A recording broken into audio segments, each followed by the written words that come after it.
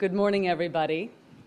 I'm Kate Seeley, Vice President of the Middle East Institute. Thank you all so much for joining us today for this discussion about the economic challenges facing the non-oil producing Arab countries and the steps that can be taken to try to address some of the fundamentals plaguing their economic development. Of course, since the very courageous Mohamed Bouazizi self-immolated over a year ago in Tunisia, frustrated by the lack of economic opportunities, there's been this international spotlight shown on the very dire economic situation in the Arab world, the lack of jobs, the lack of productivity, and the extreme corruption, which have all held back economic progress. And of course, more than a year later, that very dire economic situation has only gotten much, much worse as investment has dropped, as tourism has faltered in countries like Egypt and Tunisia. In Egypt, the reserve stood at $36 billion before the start of the crisis, and now it's believed, well, it's said that they will be at only $10 billion come July. I am not an economist, but that sounds like a very frightening figure for such a large country.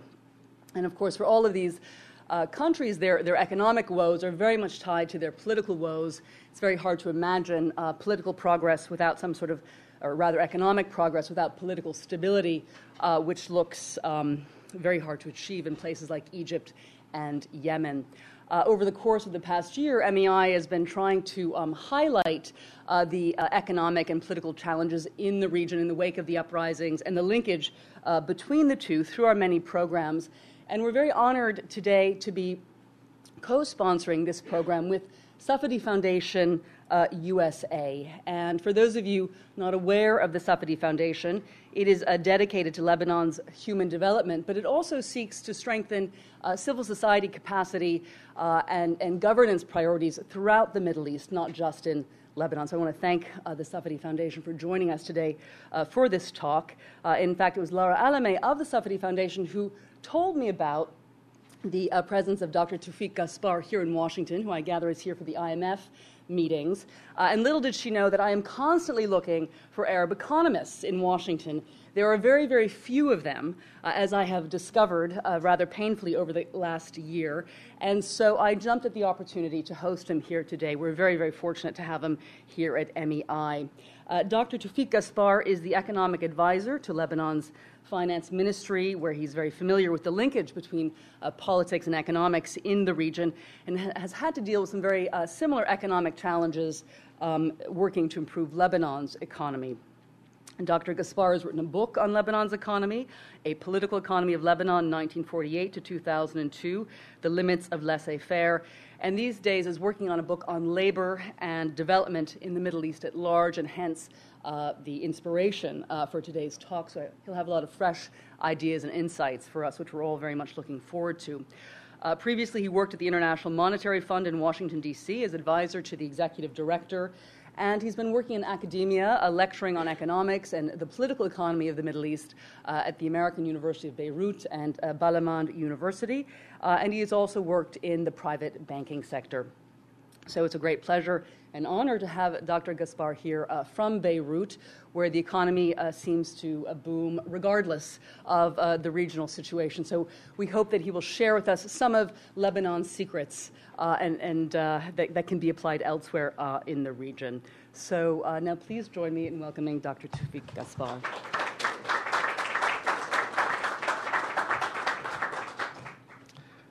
Thank you very much, Kate. Thank you very much, Lara, for giving me the opportunity to be here at MEI. Abdelrazak al-Sanhouri is a very famous Egyptian jurist, the first half of the 20th century. He's famous to the extent that he participated in the writing of the constitutions of Egypt, Libya, Sudan, Kuwait, United Arab Emirates. After the Egyptian Revolution in 1952, Nasser had recourse to Sanhouri. He was appointed as chairman of the State Council in order to prepare modern laws. Sanhouri is a very liberal jurist, and of course he opposed some of the laws introduced by Abdel Nasser and in fact tried to cancel some of them. Nasser was displeased. In 1954, there was a riot going to the State Council, and they beat Sanhouri up, and he stayed for weeks in hospital. But it's not the story. The story is, during the riot, Egyptians were shouting, "No to freedom, no to democracy." Almost 60 years later, millions went to the streets, and they were shouting, "Freedom and democracy." In between, the region has had at least half a century, 2 generations of losses at the economic, social, and political levels. What I would like to talk about today are 3 things. First, I would like to talk about these failures. 2, the fundamental reasons for these failures. I would like to talk about the fundamental reasons, not just to give a historical review. The reasons are important because if we identify them properly, they should be a basis for policy today and in the future. And the last part, I'll be talking about what I believe to be the critical policies that need to be applied today in order to advance all these countries in the region, economically, politically, and socially. Let's talk about the failures of the regimes. Mostly I will be talking about 6 countries: Egypt, Syria, Jordan, Lebanon, Morocco, Tunisia. It's a good balance, about half the population of the region. But what I'm going to say about these countries, with some differences, applies to all countries in the Middle East. Really. Let's talk first about economic failures. Well, let me give you an idea about incomes now. If we calculate GDP per capita in 2010, recent data we have. First, poor countries, Egypt, Syria, Morocco, less than $3,000 per capita. Tunisia, Morocco, Tunisia, and Jordan, less than 5,000. Lebanon stands out, close to 10,000. But nowadays, they don't talk about only per capita income. They talk about per capita income at purchasing power parities. In other words, equivalent to international purchasing power. The figures change a little. They're increased. Roughly, what you have is Tunisia, about $9,500 per capita. Lebanon, 14,000. The rest, close to one another, an average of $5,500. This is not much after 6 decades, and as I will explain later, these levels, even if they are at a middle level, are really unsustainable because the structure is weak, which I will talk about later. So economically, there is not much of a performance, especially that if you look at the distribution of income and wealth, on which we have very little data, this is very skewed. It is skewed between income groups, it is skewed between political classes, and it is very skewed between the urban and non-urban sectors. And these can be seen strikingly to whoever goes and visit the region. How about socially? Which I think is very indicative. Let's look at a very simple indicator. And by the way, all these numbers are official and come from World Bank, IMF, official sources. All the numbers that I'm citing. Literacy level, illiteracy level among adults. We define adults as age 15 or above. The good ones are, say, Lebanon, Jordan. They vary between 8 and 10% of adult population that are illiterate. Although it's not good, still. You know what is the literacy level in Egypt? 34%. You know what is the literacy level among adults in Morocco? 44%. What it is in Syria? 17%. This, after 6 decades of independence and more, of centralized government, of so-called developmental policies. To my mind, this is the most abject failure of these regimes. Also, when we think of growth in the future, what kind of growth and development level can you have when you have about a third of the population, as in Egypt, third of the adult population that is illiterate? What are your prospects? Not very bright. So, civil society. You have many civil society organizations. Again, we have the exception of Lebanon, but all of them are either not dependent on the regime, or totally muted, or totally inactive.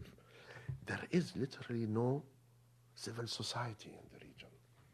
There is not even institutions. Let me elaborate this on this. We do not have institutions in the Arab world. Why? Of course, you have government institutions, you have buildings, sometimes nice, you have furniture, you have general managers, you have that. No, these are not. Why? Because by definition, this is important. An institution has some degree of autonomy, of independence. In many countries in the region, there is one institution. Not the government, the dictator. The number one guy. These are facts, and they matter at the economic, political, social, judicial, everywhere. So this absence of institutions is very important, because when you're going to develop, often new regimes, whoever they are, whatever they are, they will have to develop from scratch. And the building of institutions will be one of the most challenging tasks to all new regimes, because there is practically no institutional memory. Or there are individuals, but there is no memory. There is no stock of capital of learning, of experience, of knowledge. And these things are very important politically for the practice of democracy, and this experience builds over time, and also for economic development. The failure politically, you know. I mean, if you just examine for how long all the rulers, if we look other than kingdoms and principalities, right? Of course, Libya and Syria, they were in power. They have been in power for 42 years. Egypt until Mubarak, 30. Yemen, 33. Tunisia, 24. So, when you look at all this performance, economically, socially, and politically, there is not much. Not only there is not much, if you compare it to other regions in the world, take for instance Southeast Asia. Southeast Asia, you had dictatorships, China also. But these dictatorships were able to say the following: we have a dictatorship, but on the other hand, we are giving you economic development so that the population can enjoy the fruits of whatever policy we are having. That we never had in the Arab world. And I left to the end one of the most important failures that's going to be critical in the future, which is economic failure, is unemployment. These all regimes in the Arab world, including the liberal regime of Lebanon, are regimes that are incapable, have proved to be incapable of generating employment opportunities. Hence, you have these huge important waves of immigration, these migratory flows, especially going to the Gulf. Had there been no job opportunities in the oil countries in the Gulf, I think the history of the Middle East would have been totally different. Let me give you some numbers on unemployment. The first report of the Arab Labor Organization, which is an official organization, a couple of years ago. And these are official figures, and I think they are undervalued. They say, on average, unemployment in the Middle East, the Arab countries, 14, 15%. That was 2 or 3 years ago. Among the young, 25%. So in practice, what you can say is that unemployment rates are even higher than those. And unemployment rates among the educated, say those who have university degrees, is even higher. This is an interesting indicator. Why? Why is it that the more educated you are, the less employment opportunity you have? This sounds counterintuitive, but no, because it is a reflection of the economic structure of these economies. Why? It means that the economies of these countries are demanding only unskilled labor. Because they are already so unproductive, they don't have the demand for the very productive one, which we say when somebody who has university degrees and he wants, they say, you are overqualified. So this is a reflection. It's a symptom of how underdeveloped the economic structure of these countries is. So we know, no matter how we look at it, economically, socially, politically, for over 2 generations at least, it was an utter and consistent failure. That is proved by numbers, by official numbers. Why?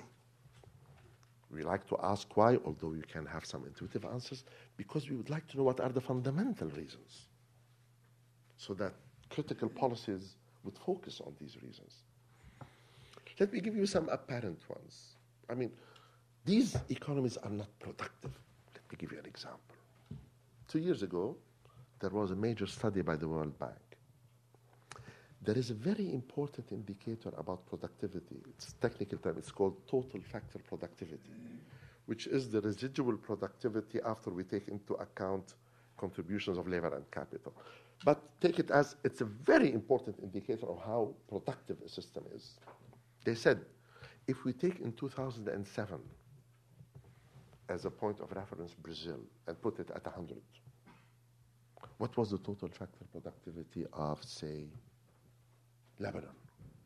Most productive, Lebanon, 37. What was total factor productivity of Syria?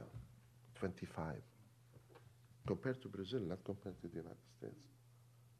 India, 60. Turkey, 80. It shows you the gap. These are unproductive systems, economies, and therefore have not been able to generate employment opportunities to countries that have exhibited for decades some of the highest population growth in the world. So witness what you're having in most of these countries every year.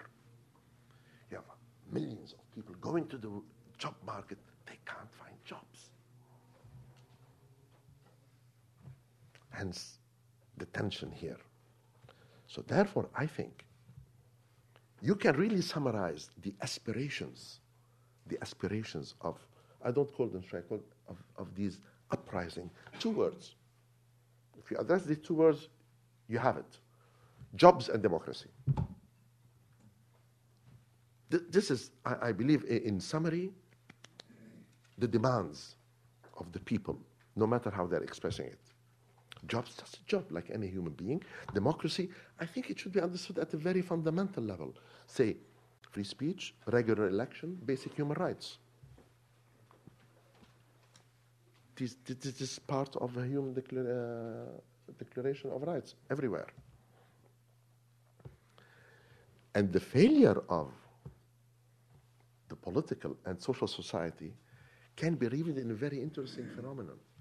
Because if you look at the uprising in Tunisia, Egypt, Syria, Yemen, even in Libya, they were all leaderless uprisings.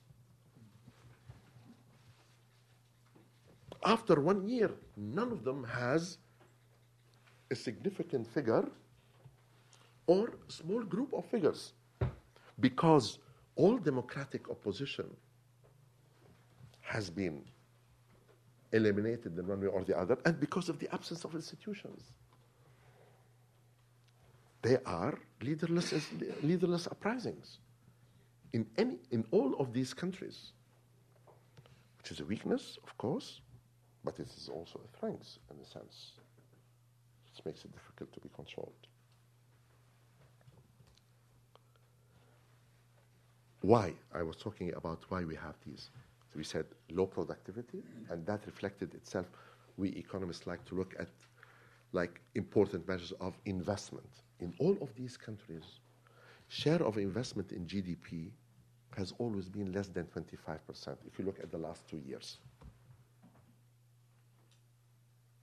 Share of manufacturing in GDP, less than 20%. Why is manufacturing important? I would like to spend a few minutes on the importance of manufacturing. Nowadays, in history, you don't have a developed country, starting from the US to Switzerland, to any European country, to any of the successful Southeast Asian countries, from Singapore to China. You do not have a country that is considered rich or developed that has not gone through the process of manufacturing. None, no exception. Manufacturing is it's not like any other activity. Manufacturing of itself stimulates, promotes productivity everywhere. And most important, especially for the Arab countries in the future, it creates jobs. If you have a trading firm, you can trade in billions and trillions where you have 4 or 5 people. Manufacturing of itself, it creates job opportunities. It creates linkages with other sectors. It's a very dynamic process, very unlike trade. The difference is very qualitative, and history tells us that. The history of United States tells us that. The history of every single European country tells us that, about the importance of manufacturing. None of the Arab countries has gone through the process of real manufacturing, as illustrated by this indicator. That's why you had these economic failures. And of course, at the political level, the failure is, as we have explained, you had no government that was interested in development per se.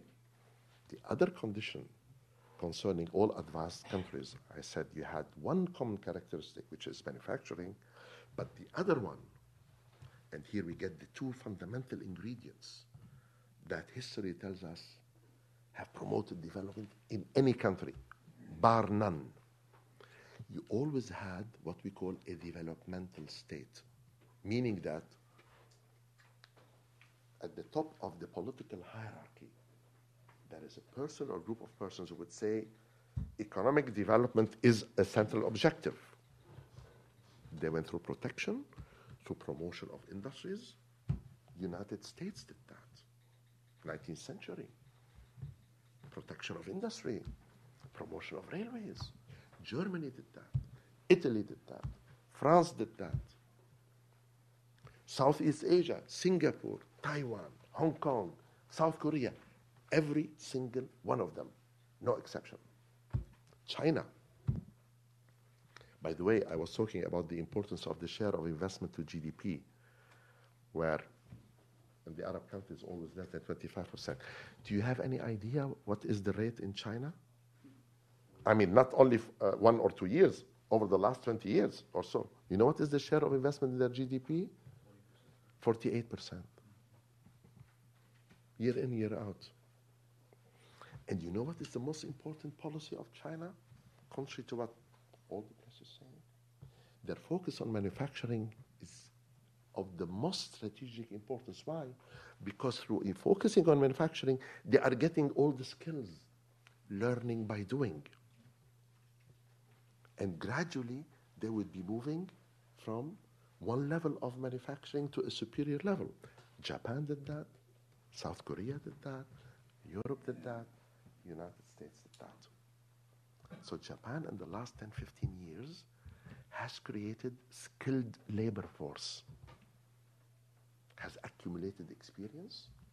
It is now inside the economy that every other economy, every other country did. So, the two fundamental ingredients that history tells us whether it's with respect to United States, America, Europe, or Asia. You have to have a developmental state that says, this is my primary objective, and you have to focus on manufacturing, especially when you have large population, and especially when your economy is not creating employment opportunities. And here I come to a critical factor. Practically all studies on the Middle East, IMF, World Bank, independent institutions, we have to promote the private sector. Hear me carefully. No, we have to promote the public sector. It is the public sector that needs reform. And the biggest problem we have in Arab countries is that we know we need a good developmental public sector, but of course the public sector that we have now is underdeveloped, not developmental. And this is the paradox we have. History tells us it's the public sector that creates an efficient private sector, not the other way around. Private sectors do not arise spontaneously. They arise when you have proper regulations. They arise when you have proper institutions. They arise when you have proper policies. And these creatures are in the domain of the public sector. So I submit to you that the most important challenge, the primary challenge in the Arab countries, is not the development of private sector. It's there, it will come by itself, is the reform of the public sector.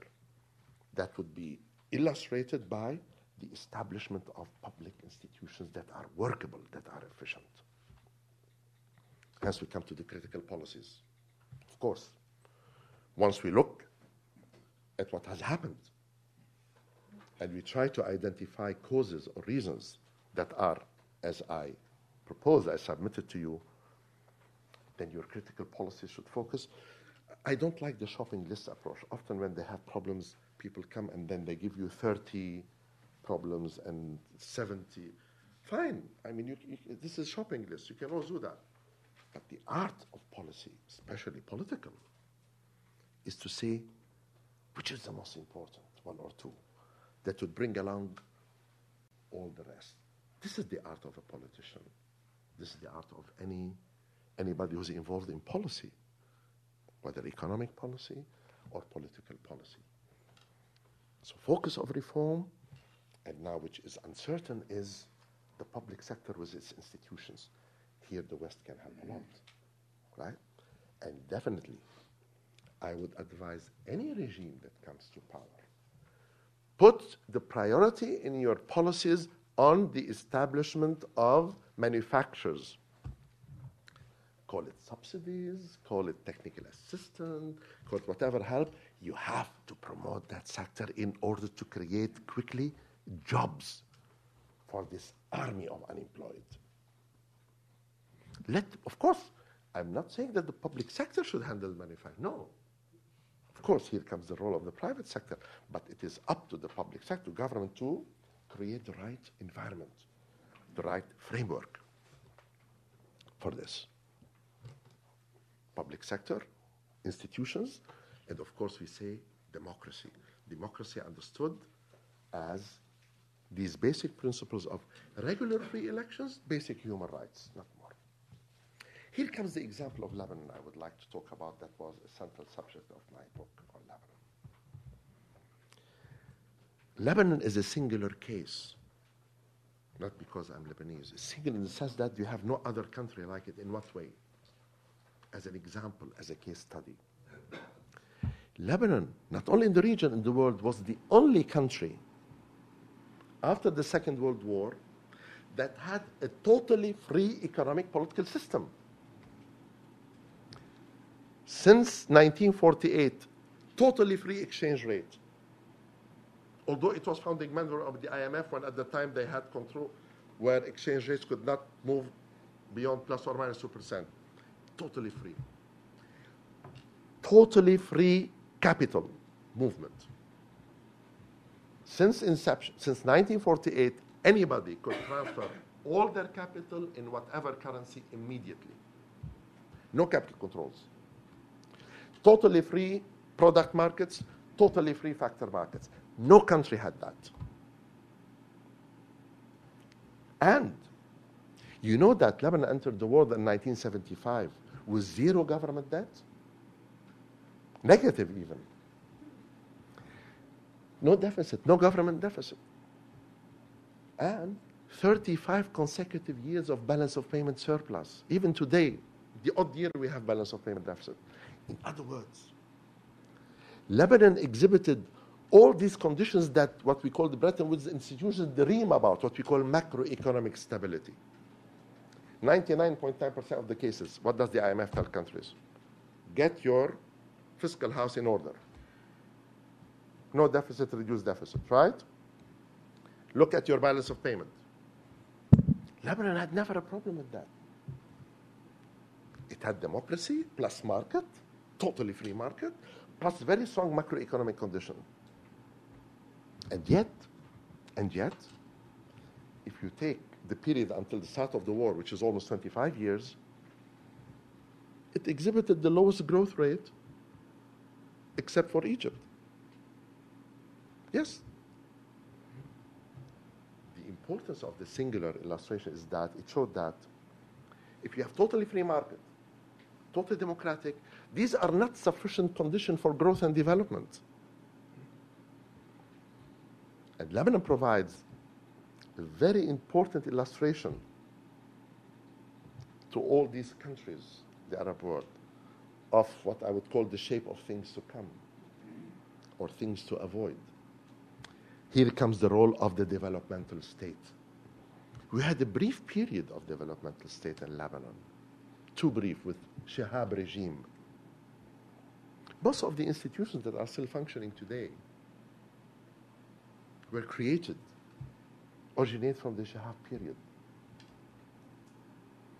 So to my mind, I think it's very critical for the Arab countries to remember that they have to focus their reform on the public sector, especially with respect to the creation of the right institutions. It's a long process. It is not a small process. It's a process that needs to be sustained and needs the help, technical assistance, and to focus on manufacturing.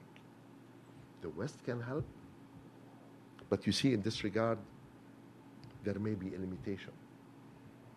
Because the Arab countries, you have to realize, when they hear the advice of Europe or the United States, they are reluctant because of the Palestinian problem and the way U.S. foreign policy supported previous regimes.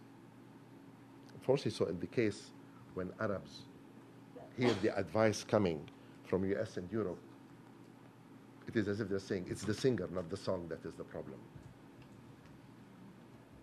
Although the song is the correct one, but the problem is with the singer. Thank you very much.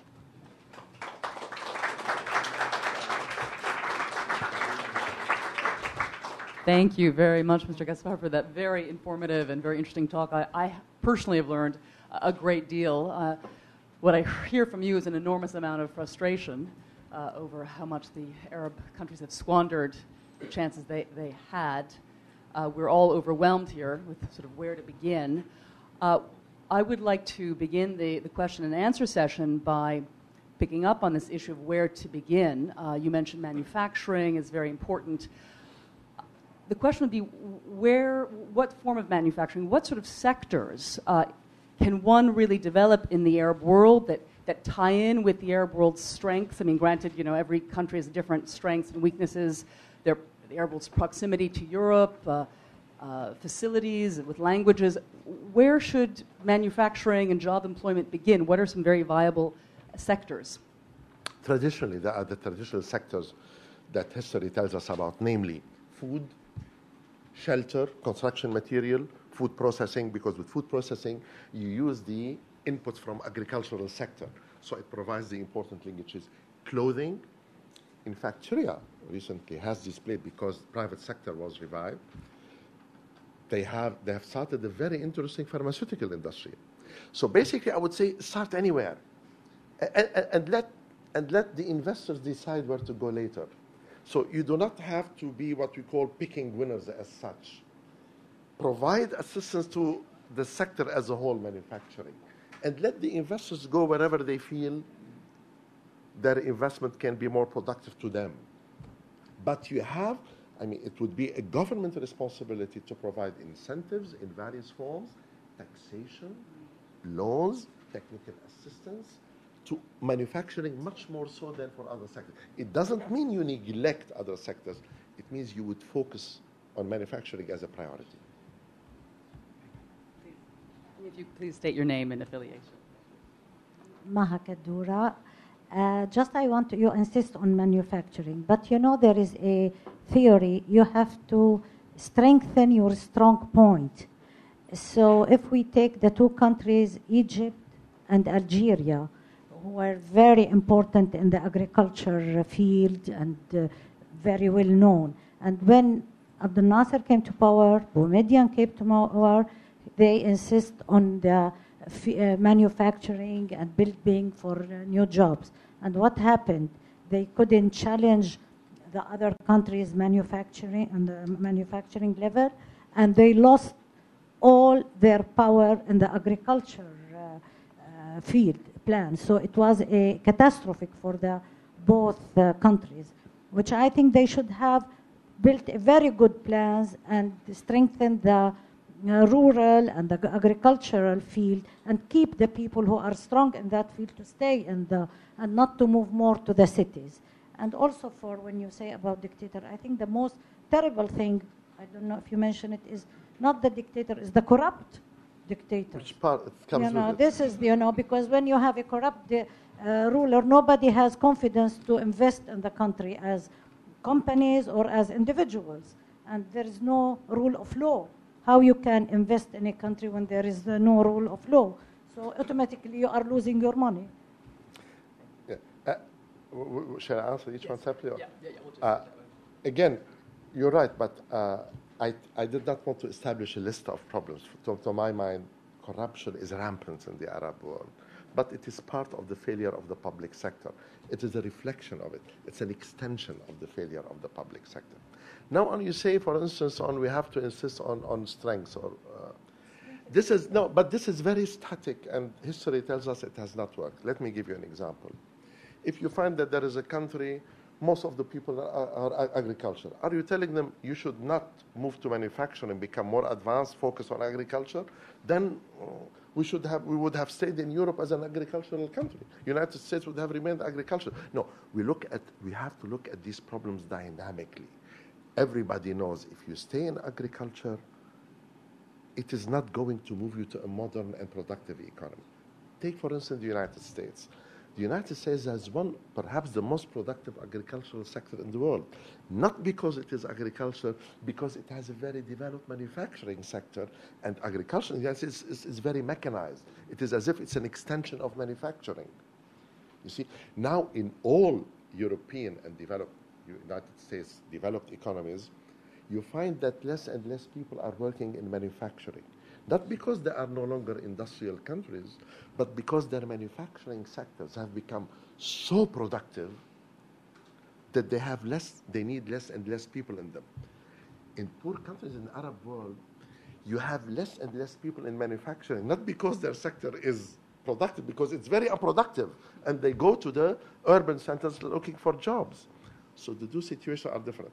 But manufacturing has to be developed, as I said, because in all countries that have gone through that route, this sector has proved to be creator of jobs and creator of linkages and forcing dynamism and competitiveness in other sectors of the economy. And if I may, when I say public sector, one important point I should have said, this public sector has to focus on education, because we talked about illiteracy. Not necessarily university, schools, especially government schools. I guess the question of where do you begin? Yeah. Thank you. Mike Kurtzig, used to work in agriculture, Department of Agriculture on the Middle East. Money is very expensive. Why should any investor put money into countries which are so unstable? And you don't know, we just had a case of Argentina with nationalizing a company over there. But in the Middle East, things are unstable. I mean, you had the revolutions, you don't have peace, you haven't had peace for a very long time.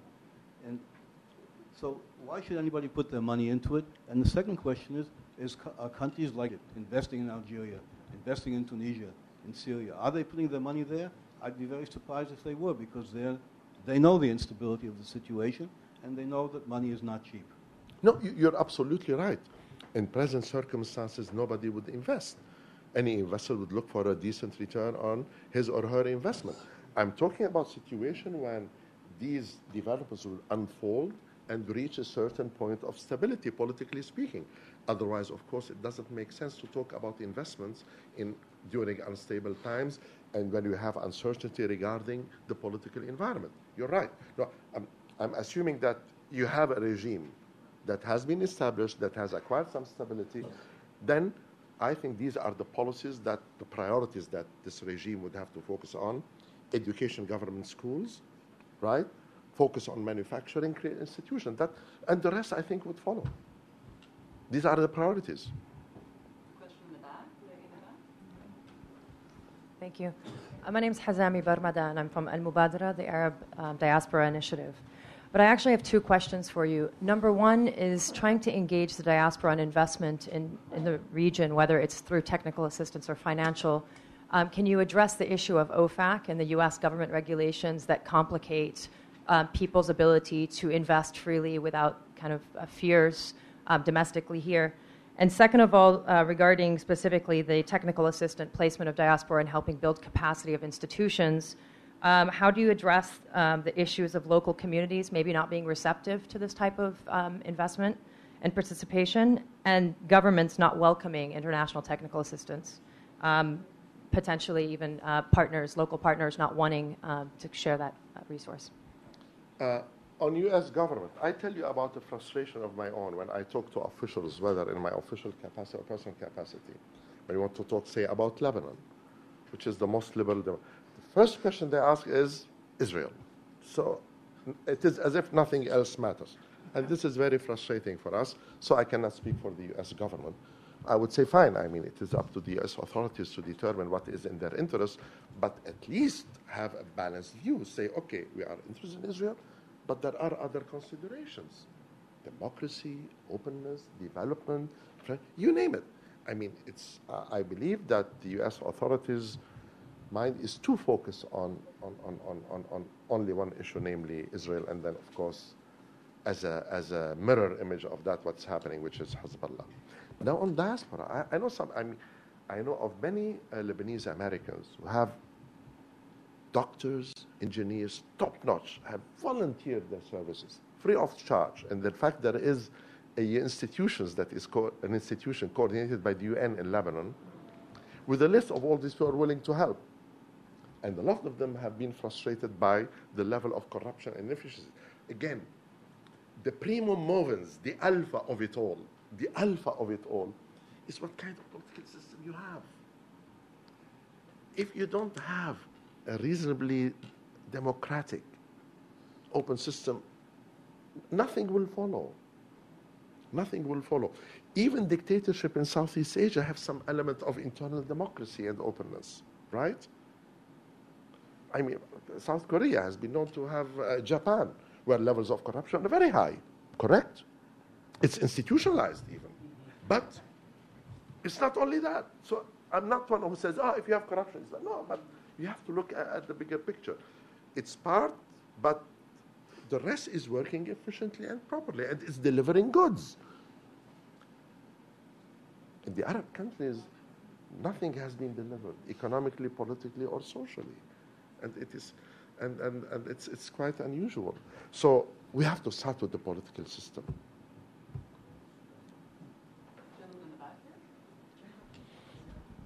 Yes, thank you. My name is Greg Aftandilia, and I'm with the Center for National Policy. My question is on the unemployment issue, and you mentioned that it's particularly severe among university graduates.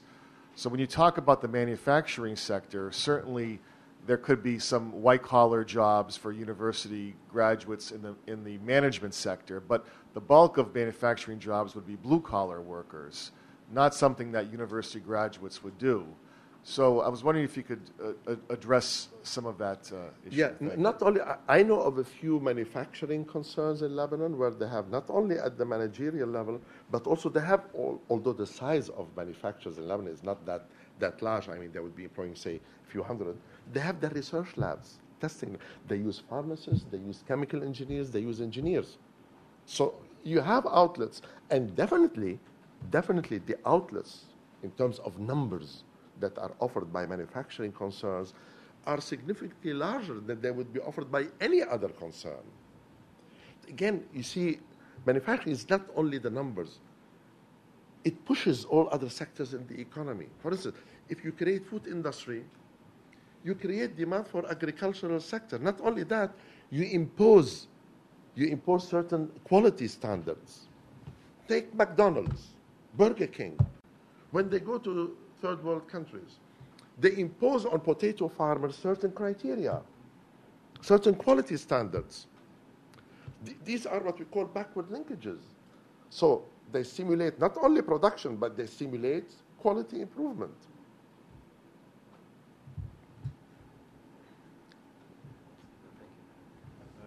Janab Tutunji, George Washington University. I was wondering, the Middle East has water shortages. Has, sorry? Water shortages. Water, yeah. And I come from Jordan, where 30 years ago they were saying there isn't enough water for household use, agriculture, and industry. This may be extreme, but many Arab countries have this problem. What kind of manufacturing would work? Basically, where should they focus, given this problem? In Jordan? No, throughout the Arab world. I am not a technical expert, but of course there are water shortage problems, water limitations, but I do not think that would create a serious obstacle to the development of manufacturing. Yes, it would. Yes, It would, in what way? Well, it depends on You create desalination Sorry. plants. Joanne Cummings, Department of State. Desalination plants are a good solution, but Yeah. you have to have a lot of money and you have to have salt water. The issue is that the kind of industry you move into, and correct me if you think I'm going in a different direction, for instance, in Syria, where I just left, the textile industries, as I think you pointed out, have become very important. Well, that's sort of the absolute worst thing to be doing when you have a shortage of water. From the beginning to the end, it's very, very water intensive. And if you look at virtual water, then it makes a difference what kind of industries you're doing. Is that your question? Yeah, no, but look, my point is that I do not know the detailed resource distribution and intensity on all these countries, right? The point is not to say, and the government saying, you develop this, you develop that. All I'm saying is, use manufacturing. Most successful manufacturing countries had very little natural resources. Japan, Singapore. To give you an idea about the importance of Singapore. Singapore is 5 million. Lebanon is 4 million. We export for about 4 or 5 billion. You know how much they export for? 250 billion. So it is not that, okay, you have to do this or that, but every country can choose some kind of a manufacturing path that is appropriate to the development of its resources. But I cannot answer right away on that. But you have in Jordan a good pharmaceutical industry. And it started well, correct? It started well. I don't know what the status is now. So, yeah, but it was a good example.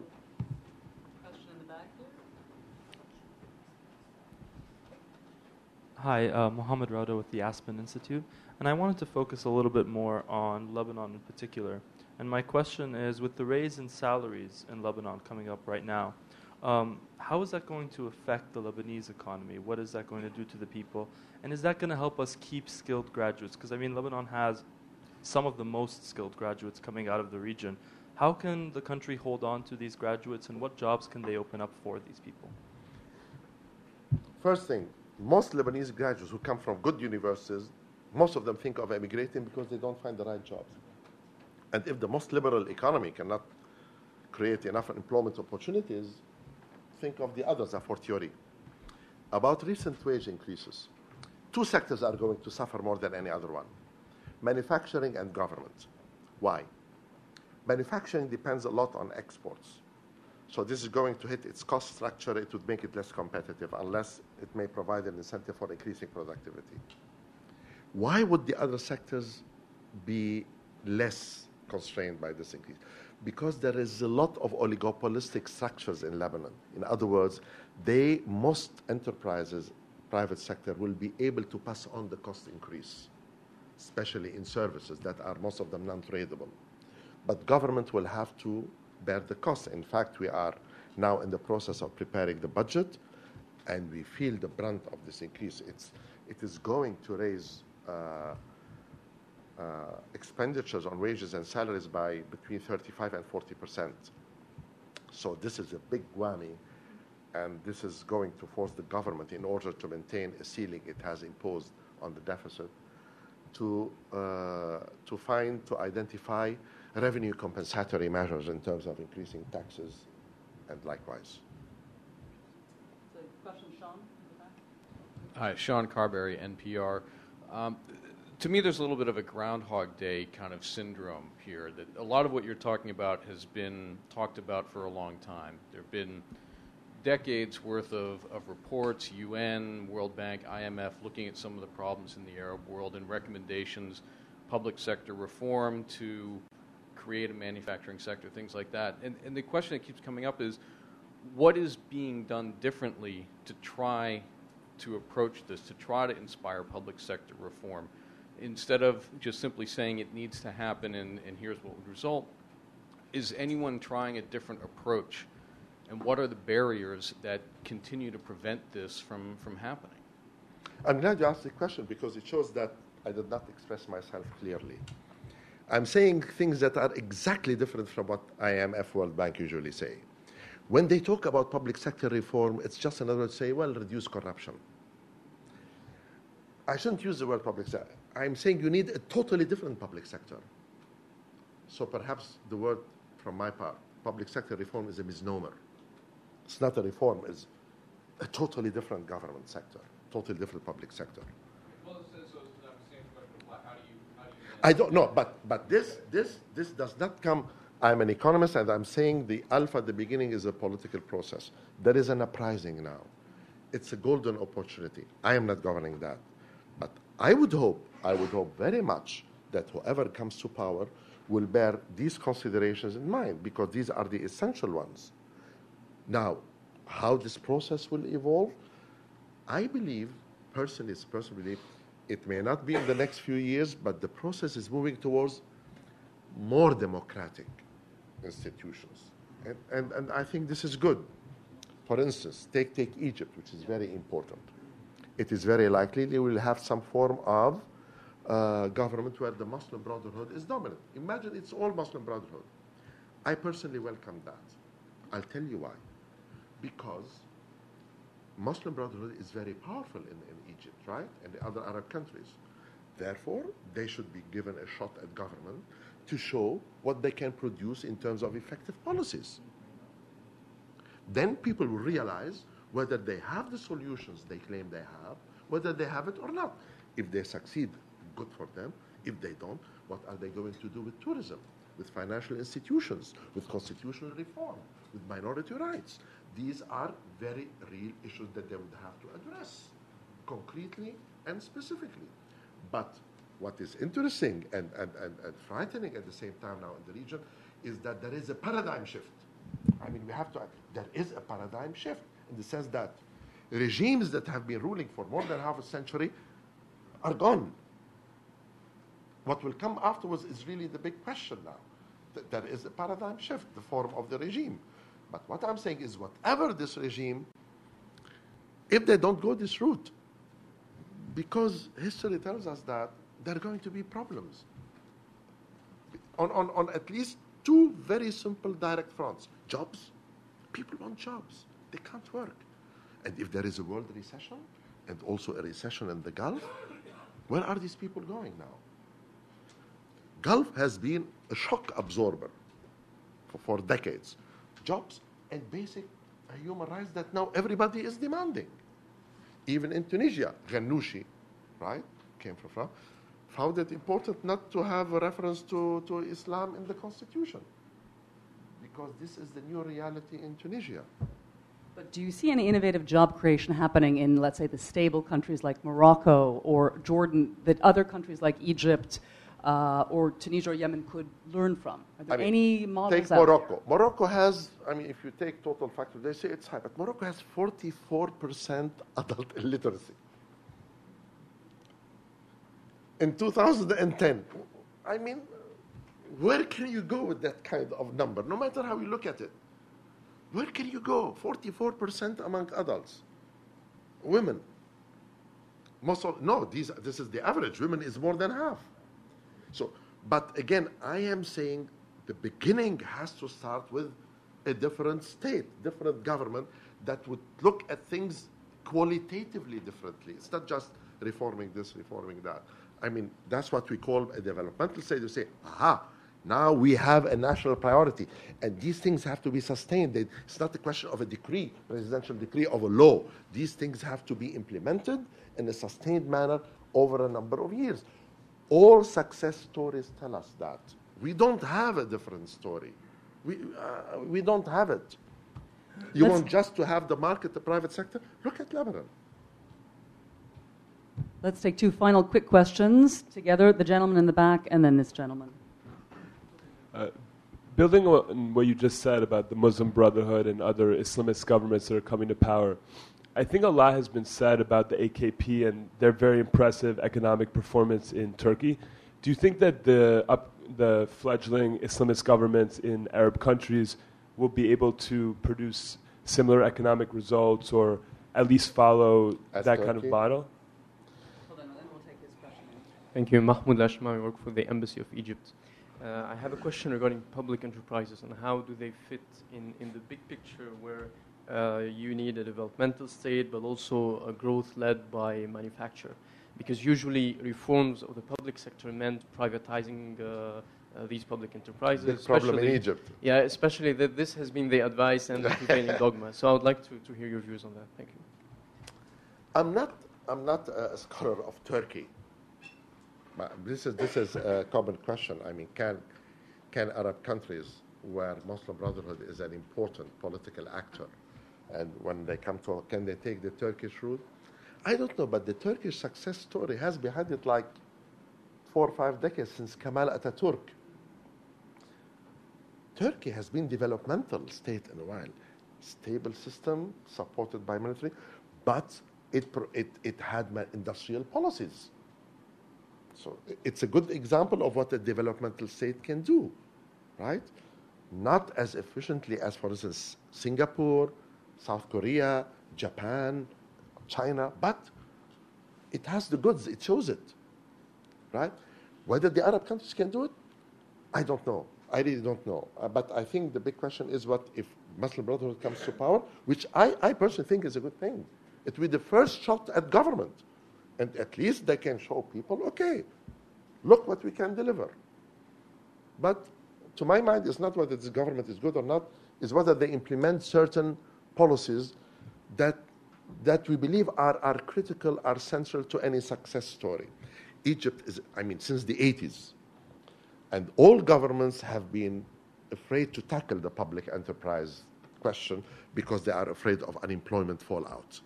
Because public enterprises in Egypt are a big employer. I don't know. Perhaps, you see here, in a state that really focuses on development, you have sectors that are generating a lot of surplus. Tourism, oil. To my mind, part of this surplus would have to be used to finance a transition period of selling the public enterprises to the public sector and to absorb some of the unemployment. But then only a strong government can do that, and if it does it over a number of years. Not many governments in Egypt were willing to take this gamble, or to take medium-term even, or long-term policies. They were very much ad hoc, and benefiting from all the fruits of the liberalization. See, again, the messages that have always been given by multilateral institutions, Europeans, Americans, is liberalize. Liberalize is necessary. It's not a sufficient ingredient. Sometimes it's not even necessary. This is the big lesson. It is not enough to liberalize. If you liberalize, that's what happened in Egypt, etc. What happens even in China, what you have is a more skewed income distribution, and then the ingredients for greater political and social instability. Well, I certainly hope that in your capacity, you're able to get your messages out to the finance ministers elsewhere in the region and the upcoming ones in Egypt as the new government gets formed. It was a very interesting talk, and everybody please join me in thanking Dr. Toufic Gaspard. Thank you very much. It was very good.